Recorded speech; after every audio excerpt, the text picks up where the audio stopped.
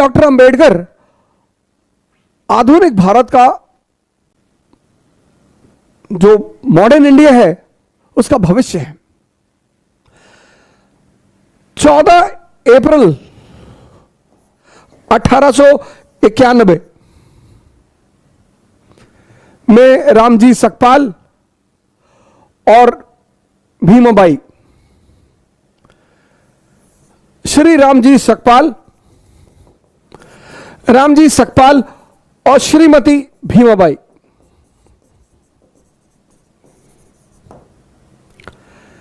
इन दोनों के 14 लड़के थे। 14वें पुत्र थे भीमराव रामजी। जैसा कि लगभग सभी महापुरुषों के पीछे एक कहानी होती है, ऐसे इनके पीछे भी एक कहानी है, इनके जन्म के पीछे भी एक कहानी है कि रामजी सकपाल के कोई भाई थे, वो सन्यासी हो गए थे। महार जाति के लोग मुख्यतः कबीरपंथी थे, मुख्यतः, और कबीर का वो नारे, उस नारे में बड़ा विश्वास रखते थे कि जाति पात पूछे नहीं कोई और हरि का भजे सो हरि का होई। तो डॉक्टर अंबेडकर के पीछे भी एक कहानी है कि इनके जन्म के पीछे एक कहानी है कि रामजी सकपाल जी के कोई भाई थे, वो आरंभिक दिनों में सन्यासी हो गए थे। तो एक बार शायद वो संतों के साथ सकपाल जी के गांव की तरफ से गुजर रहे थे, तो गांव की किसी महिला ने उन्हें देख लिया। तो उसने आके रामजी सकपाल जी को बताया कि आपके वो भाई जो सन्यासी हो गए वो गांव से गुजर रहे हैं। तो सकपाल जी भागते हुए उनके पास आए कि प्रभु महाराज हमारे दरवाजे चले, हमें भी सेवा करने का मौका दें। उन्होंने कहा यार घर तो तुम्हारे नहीं जा पाएंगे, अब तो मेरा कोई घर नहीं, मैं सन्यासी, सब कुछ मैं त्याग चुका हूं, लेकिन तुमको एक आशीर्वाद देता हूं कि तुम्हारे घर में एक ऐसा पुत्र पैदा होगा, ऐसा लड़का पैदा होगा जो पूरे इतिहास को एक नई दिशा देगा, एक नया डायरेक्शन देगा। और मैं आप सभी लोगों से निवेदन करता हूं कि आप किसी भी जाति के हो, किसी भी धर्म के हो, किसी भी क्षेत्र के हो, किसी को भी मानने वाले हो, डॉक्टर अंबेडकर को बिना पढ़े उनके प्रति कोई राय ना बनाए। तो मैंने कहा कि डॉक्टर अंबेडकर को 4 शब्दों में पिरोया जा सकता है। पहला शब्द दलित। पहली बार डिप्रेस्ड क्लास का जो उल्लेख हुआ वो हुआ एक्ट ऑफ 1919 में। डिप्रेस्ड क्लासेस का जो उल्लेख हुआ वो एक्ट ऑफ 1919 में। डिप्रेस्ड क्लासेस, हरिजन नहीं, महार नहीं, किसी जाति का नाम नहीं लिया गया। डिप्रेस्ड क्लासेस, डिप्रेस्ड यानी सताए हुए लोग, परेशान लोग, अपने अधिकारों से वंचित लोग। आज तो डॉक्टर अंबेडकर को एक ब्रांड बना लिया गया, वोट बैंक। काफी दिनों तक गांधी जी वोट बैंक बने रहे। मैं तो बहुत सारे लोगों से, आज उनका बर्थडे था, मेरे कई सारे मित्र हैं, बड़ा बैनर वैनर लगवा रहे थे, तो मैंने उनसे पूछा भी कि अरे भैया कुछ हमें भी बताओ इनके बारे में। अरे बोले हम ही को कहां पता है।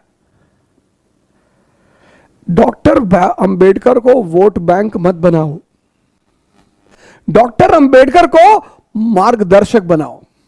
जीवन में बेइज्जती बहुत जरूरी है। बेइज्जती ऊर्जा पैदा करती है,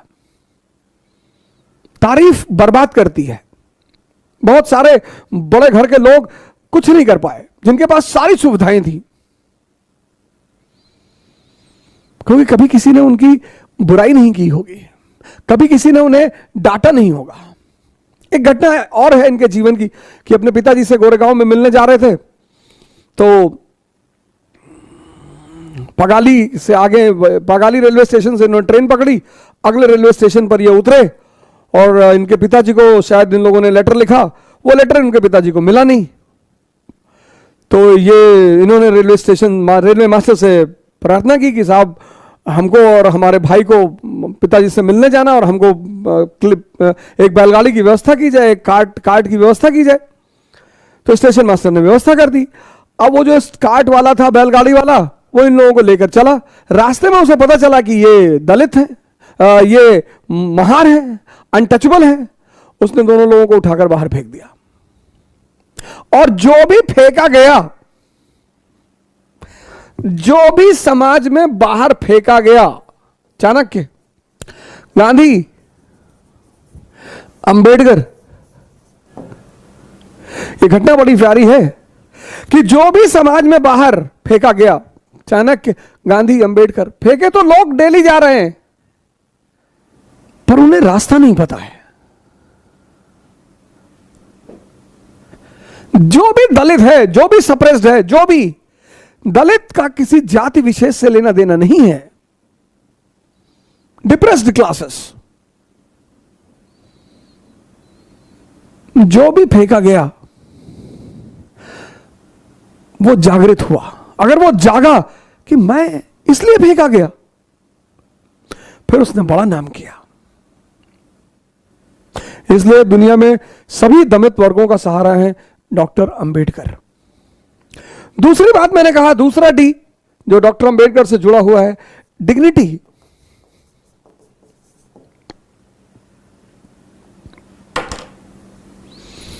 हर व्यक्ति, जैसे मैं बहुत लोगों को मना करता हूं, भैया सेल्फी मत लिया करो, भैया सबका पैर मत छुआ करो। पैर छूना बहुत अच्छी बात है, पर जिसने आपके जीवन में परिवर्तन किया हो, आपका कोई मूल्य नहीं है। इंसान होना अपने आप में एक बहुत बड़ी बात है। जीव होना नहीं, इंसान। अपने घरों में सुना होगा, बड़े भाग्य मानुष तन पावा। वो इसीलिए कि मानव को ही यह सुविधा है कि वो मानव शरीर में रहते हुए भगवान बन जाए। डिग्निटी। हर व्यक्ति को अपने जीवन में अपनी डिग्निटी का ख्याल रखना चाहिए, क्योंकि आप कहते, आपको मोटिवेशन की जरूरत क्यों पड़ती? आपके अंदर ऊर्जा ही नहीं। ऊर्जा क्यों नहीं है? क्योंकि आप अपनी डिग्निटी की चिंता ही नहीं करते। आप मानते नहीं कि आप कोई हैं। आप विधायक देखा, आपने पैर पकड़ लिया। आपने सांसद देखा, आपने पैर पकड़ लिया। ये सब सेवक हैं आपके। इनको आपका पैर छूना चाहिए। We the people of India solemnly resolve. तुम पूछते हो ना, ऊर्जा कहां से आती है? ऊर्जा डिग्निटी से आती है। जब तुम अपने आप को कुछ समझते हो, इसका मतलब यह नहीं कि तुम तिरछे हो जाओ, ऐसे हो जाओ, अहंकार में आ जाओ। ना ना, तुम इंसान हो। यह मानव की सबसे बड़ी कृति है, और इंसान भगवान बनने की क्षमता लेकर पैदा हुआ है। ये कम है। तीसरा डी जो डॉक्टर अंबेडकर से जुड़ा हुआ है, वो है धम्म। बुद्ध से बहुत प्रभावित है, बहुत। और एक बात बुद्ध एंड इस गॉस्पेल में लिखते हैं कि बस एक बात मुझे बुद्ध की बहुत पसंद है कि बुद्ध मानव गरिमा को सर्वोच्च स्थान देते हैं कि तुमसे बड़ा कोई नहीं। हिंदू धर्म में भगवान, इस्लाम में अल्लाह, क्रिश्चियनिटी में गॉड। तो अब अगर तुम हिंदू धर्म से छोड़कर, हिंदू रिलीजन को तुमने छोड़ा और तुम इस्लाम में आ गए, या इस्लाम को तुमने छोड़ा और तुमने क्रिश्चियनिटी अपना ली, तो यहां भगवान, अब तुमने भगवान को छोड़ा तो तुम अल्लाह की शरण में आ गए। अब तुम अल्लाह को छोड़ोगे तो तुम गॉड की शरण में आ जाओगे। लेकिन बुद्ध इन सब से अलग है, सबसे। बुद्ध इन सब से अलग है। वो कहते हैं किसी की शरण में जाने की कोई जरूरत नहीं है। आत्मदीपो भव। कहते हैं किसी की शरण में जाने की कोई जरूरत नहीं है। यह बात डॉक्टर अंबेडकर ने अपनी किताब में व्यक्त किया कि मुझे बुद्ध पसंद क्यों है, मैं क्यों बुद्ध धर्म की तरफ जा रहा हूं। 14 अक्टूबर 1956 बुद्ध धर्म तो भारत में खत्म हो चुका था। तो डॉक्टर अंबेडकर ने, अब बुद्ध धर्म के 3 सेक्ट हैं प्रमुख, हीनयान, महायान, वज्रयान। डॉक्टर अंबेडकर ने कहा नवयान, यही भारतीयता के लक्ष्य को मजबूत करेगा। नवयान, हीनयान, महायान, बुद्धयान। समय के साथ परिस्थितियां बदलती हैं। हीनयान 2 चीजों का सम्मिश्रण है, एक मुक्ति का, लिबरेशन का, और दूसरा इगैलिटेरियनिज्म का। नवयान क्या कॉन्सेप्ट दिया डॉक्टर अंबेडकर ने। नवयान, बुद्ध का एक नया रूप, नवयान। इस नवयान में बैठकर हर भारतीय एनलाइटेंड हो सकता है, जागृत हो सकता है, उसे किसी की कोई जरूरत नहीं। नवयान, उसे किसी की कोई जरूरत नहीं। और इस नवयान में सम्मिलित प्रति व्यक्ति भारतीय होगा, ना वो हिंदू होगा, ना वो मुसलमान होगा, ना वो शूद्र होगा, ना वो ब्राह्मण होगा, ना वो क्षत्रिय होगा। और यही भारत का भविष्य है। क्या विचारधारा रही होगी उस व्यक्ति की, यही भारत का भविष्य है। श्रीलंका में अटेंड किया, बुद्धिस्ट काउंसिल बर्मा में किया, टोक्यो में किया, फिर सब जगह सुनने के बाद तिब्बत से किताबों को मंगवाया। तब उन्होंने एक नए कॉन्सेप्ट को पैदा किया, नवयान।